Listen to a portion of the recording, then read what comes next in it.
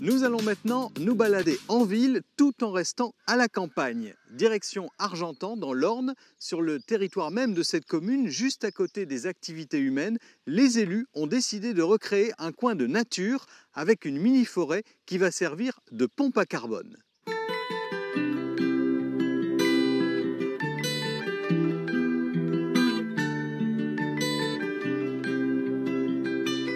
Bonjour Antonin. Bonjour.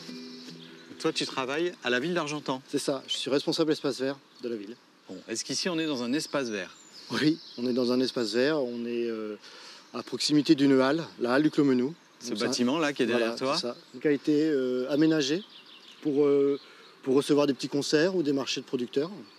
Et derrière, on a un espace naturel. C'est un lieu qui est très prisé des Argentanais parce que c'est un lieu de promenade où ils viennent faire leur sport, ils viennent en famille, ils viennent promener leurs chiens.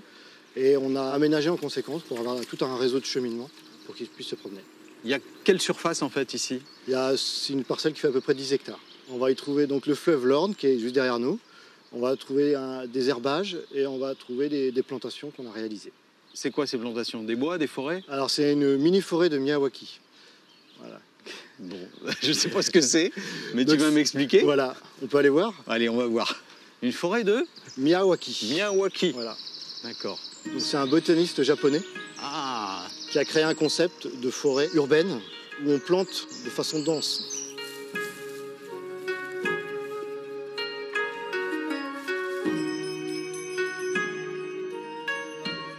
Donc ça, c'est la fameuse forêt Miyawaki. C'est ça. Quelles sont les essences qui ont été plantées dans cette forêt? Alors il y a plein d'essences en fait, il y a 30 espèces différentes. Donc on a du tilleul, on a du frêne, du noyer, du charme, on a du troène, on a du lilas, on a plein. Ce sont des essences locales en fait. Locales, voilà. Adaptées à la Normandie. Une forêt Miyawaki, c'est un petit peu particulier.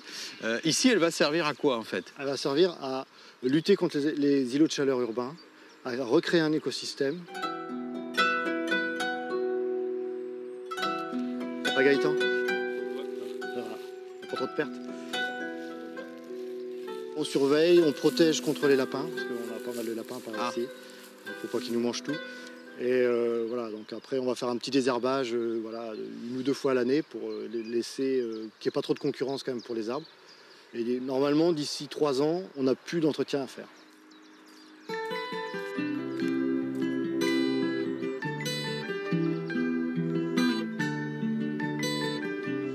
Et maintenant, nous allons parler faune et flore avec Hervé, parce que tu es le spécialiste de la biodiversité sur ce site. Oui, tout à fait. Je travaille pour le service urgence climatique Argentan Intercom. Et ma mission est la biodiversité. Hervé, la biodiversité ici, c'est par exemple les animaux qui sont derrière. Oui, alors on a effectivement des brebis, 5 brebis de la race Avranchin, qui est une race locale et il en reste plus que 1500 individus en France. Pourquoi cette race-là? Parce que c'est une race normande, donc tout à fait adaptée à notre climat et aussi à nos terrains. C'est quoi leur boulot en fait ici? Eh ben, le boulot, c'est quelque part, c'est la tonte. Hein. Au lieu d'avoir des machines qui sont bruyantes et qui demandent de l'énergie, là c'est de l'énergie animale. Les animaux, par rapport à une tondeuse, effectuent le travail sur un temps beaucoup plus long, ce qui permet du coup à la végétation d'être tondue, mais de façon beaucoup plus douce. Et du coup, on a toujours la présence de fleurs. La présence de fleurs, ça permet de nourrir les abeilles. Les insectes. Voilà. Donc c'est pour ça aussi que nous avons la présence ici de ruches. Tout participe ici à la biodiversité. Le crottin, par exemple, va permettre aux insectes de se nourrir. Certains champignons vont pousser également. Donc ces insectes vont nourrir les oiseaux. Et donc voilà, c'est toute une chaîne alimentaire qui se constitue, ce qu'on n'a pas forcément justement avec des tondeuses.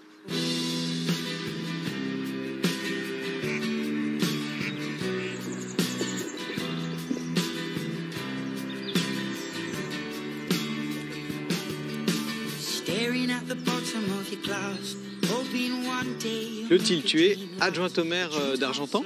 Oui, je suis adjointe à l'urgence climatique et au développement durable. Alors, dans les réalisations et dans la contribution d'Argentan, pour régler cette urgence climatique, il y a cet espace que je visite depuis ce matin avec Antonin, avec Hervé.